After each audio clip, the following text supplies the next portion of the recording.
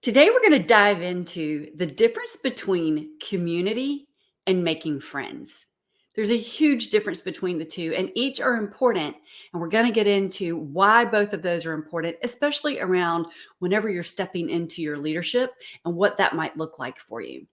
I'm Angela W. Stillwell, CEO and founder of Untapped Strengths, where we work with teams to transform them into powerhouses and work with individuals just like you to transform you into top 1% leaders. All right, so let's get back into this community versus friends, building community versus making friends, why those are important, how it impacts you and your leadership, and a real life story of what just recently happened in my life. So when you are making changes in your life, like you're really stepping into your leadership, or you are deciding that it is time to get completely back in shape. Maybe you've put on some weight, or maybe you've been going through a health issue, or maybe whatever the difference is, the shift that you're wanting to make in your life. Here's what's going to happen. There are going to be people in your life who who won't go along with whatever shift it is you're wanting to make. Let's say that it's your health, or there's a great story actually in one of Dr. Benjamin Hardy's books where Dan Sullivan is talking about a friend of theirs, a guy who had done some work for him, and he was drinking a lot. And every night after work, he'd go and hang out with his friends. They'd all have a lot of beverages, and then he'd end up back at home. Right. And he just realized his health was going down. He didn't want to be doing that any longer. So he started making shifts. He went and he did this whole getting clean thing. He went to a program. And when he came back, and he would fall back in with his friends, right? And he would hang out with them, but he wouldn't drink. So what started happening was they were like, "Oh, come on, you can have just one beverage. Oh, come on. You know that you really enjoy. Oh, come on." They didn't support his change. So he started hanging out with them less and less. He eventually found a new group to go and do things with, and not a single one of those people in that group remained in his community, in his circle. And we often find ourselves in a place like that. There's another story I was reading about this guy that he was wanting to start running marathons. He was wanting to shift his health, and he wasn't a professional runner, and he felt like, these people are not going to accept me if I join these running programs because they're all professional runners, right? And so he kept putting it off joining one of these programs. Eventually, he joined one. And what he found was these people truly supported him. And it wasn't long before he had a great support community, and found out that the people in this organization were from all different types of runners. Some of them were professional runners. Others were just like him, doing it for their health, doing it because they were turning 40 and wanted to run a marathon before they turned 40 or something like that, right? And what he found was that getting this community of like-minded people around him helped him achieve his goals. And then he got transferred to another city, and he found another group that was very much like that. And eventually what he found was he found a group that helped him start doing yoga, and he found some people who a community that supported him and doing lots of other things. I have done that same thing in several aspects of my life. In fact, running was one of them. I used to run marathons and various road races, and I joined different running programs. Some of them were so that I could get a ticket to another marathon. One year I was wanting to run the Marine Corps Marathon in DC, and that ticket is very, very hard to get. And so I joined this running group just so that I could get that ticket. And I ended up getting support and having a whole community as well, a training community in the city that I was living in at that time. I've also joined different communities around supporting my business. Some of those have been masterminds. Some of them have been other communities. Some of them have been mentor groups. Some of them have been courses. Some of them have been memberships. They look different, right? I've joined a lot of different ones based on whatever my need was and the support that I wanted, right? Recently, I had something happen on one of the social media platforms. I had posted a picture, or my team had posted a picture with a post, and it was of me standing in front of a Jeep, and it got a lot of views. And I loved the picture. It was a lot of fun. It was a great photo shoot. Had a lot of fun doing the photo shoot. But this one person commented on it in a not so positive way. I haven't had a conversation with them, but it's going to happen, right? And if I didn't have a group of people around me saying, you know what, I love what you're doing. This is amazing. I want to be a part of it. Keep going. Something like that would have set me off.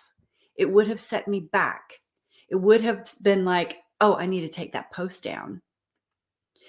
But when you surround yourself with a community of people who are in alignment with your values, who are in alignment with your goals, who are in alignment with your dreams and aspirations and your vision, not just yes people. I'm not talking about just having yes people.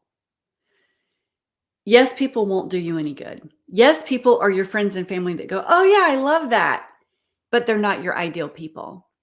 Your community is going to be people who may be your ideal client, or they also have similar clients. And so they can see into what it is that you're doing, or whatever it is. Maybe it's not clients. Maybe they have similar goals. We'll go back to the health thing, or the running thing, or the weight loss, or whatever that might look like. Maybe they have similar goals, right? You want to make sure that you have a group of people around you who are of like mind and spirit and value and dreams and aspirations and vision, so that when the naysayers step in and say, why would you post a picture like that? You're just posting a picture like that to get noticed.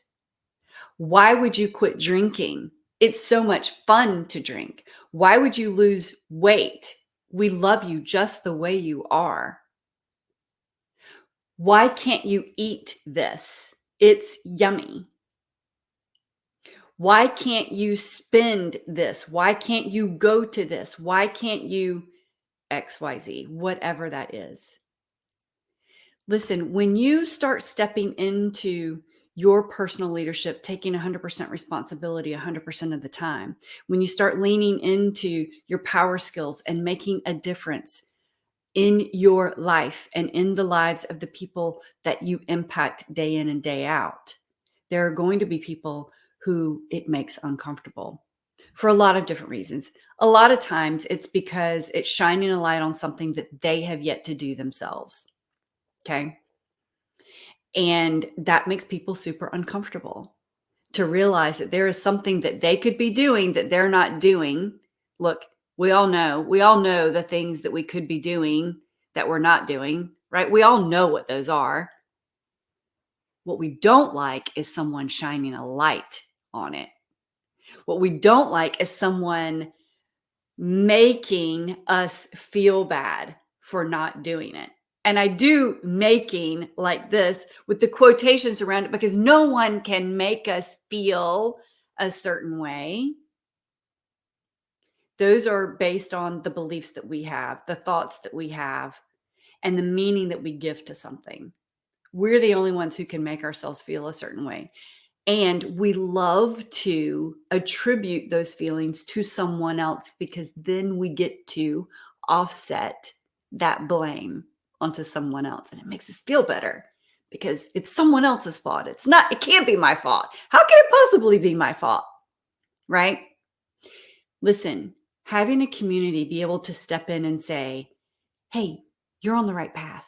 Hey, you're doing the right thing. Hey, get up. Let's do it again.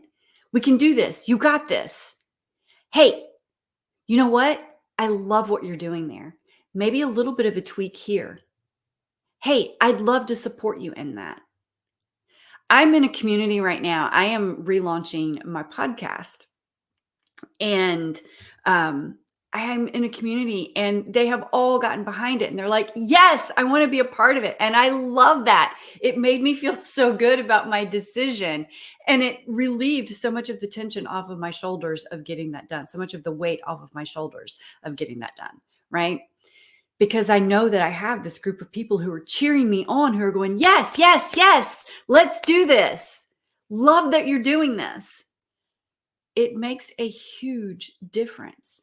Or, hey, I see you doing XYZ. Have you thought about whatever? Listen, when you have people around you who do this, and it's different from making friends. Friends are great. Friends are going to be there to hold you and love on you and, whatever. But they're not necessarily going to be the right people to have in your corner at all times. You need people in your corner who share your values, who share your vision, who share your aspiration. Maybe their vision is different and they also are focused on their vision. They know what it's like to be in that place of trying to do this on your own. And they're not letting you do it on your own because they're part of that community. Why do I keep harping on this? Listen, you guys, when you step into your leadership and you step into that responsibility and you step into that ownership and you really say, you know what? I'm the one who gets to do this. I'm the one who gets to decide what the next step is.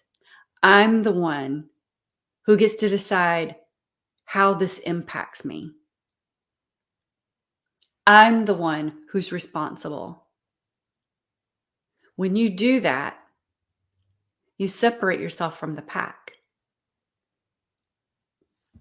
of the people who don't. And the vast majority of people out there do not take 100% responsibility 100% of the time. In fact, I'd say the vast majority of people rarely take any responsibility any percent of the time. It's too easy to blame it on everybody else. Blame it on Uncle Sam. Blame it on so-and-so in such and such office. Blame it on the man. Blame it on the woman. Blame it on mom and dad. Blame it on religion. Blame it on education. Blame it on the economy. Blame it on you name it. It's easy to place the blame somewhere else.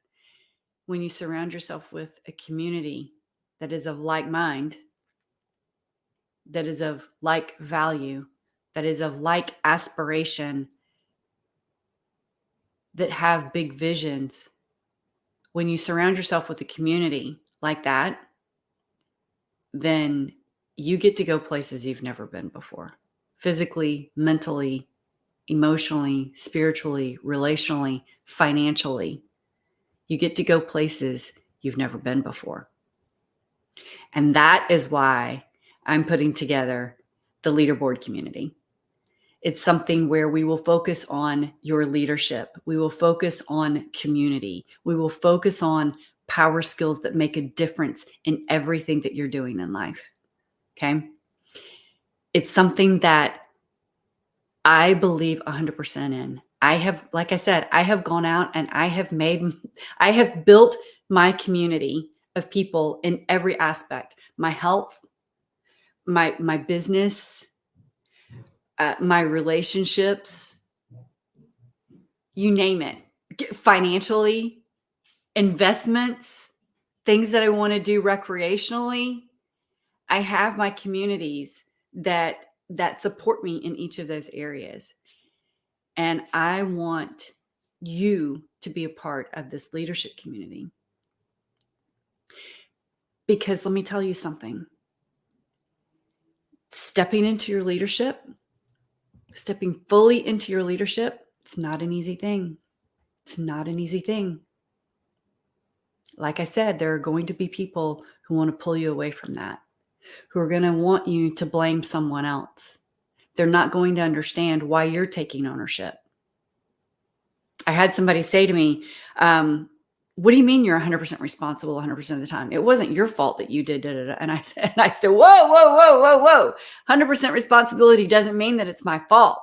100% responsibility 100% of the time means that it is up to me to decide where I go next, how I feel about something, how I react, how I respond, and what happens from there. That is up to me. Yes, things happen in the world that are not my fault. There used to be this, for many years, I was a Land Rover fan, and I had on my bulletin board a postcard that came from Land Rover. And I drove a Land Rover for several years, actually several different Land Rovers for several years. And there was this postcard, and it was this little kid in this wagon, and this other kid is pulling them, and they're like doing something completely dangerous. And it said, "It may not be your fault that you are down, but it is your duty to get up." It may not be your fault that you are down, but it is your duty to get up. And that's what 100% responsibility 100% of the time is all about. And that's why this community is going to be focused on leadership. It's going to be focused on your leadership in lots of different aspects of your life. It's going to be focused on the power skills that enhance your leadership. It's going to be about the community that supports you as you step more and more and more into your leadership. So if that's something that you're interested in, say "that's me" in the comments, and we will get you the waitlist information for that. And we will follow up with you as to when the doors open on that community. It's going to be an amazing community. I can't wait to open the doors on it. So say "that's me" in the comments on whichever platform you're watching this. I think this is on YouTube, LinkedIn, Instagram, lots of different places. So, and Facebook, and I don't remember where else. So put "that's me" in the comments, or send me a DM. Let me know that you're interested in this, and we will get back with you. All right. Have a great day. Remember that community is not about making friends. It's about building community to support you in your dreams and visions. It's about having people around you of like mind, like value, right? I can't wait to do this because you are worth it. Your dreams are worth it. Your vision is worth it. And you deserve it. All right. I will see you next Wednesday.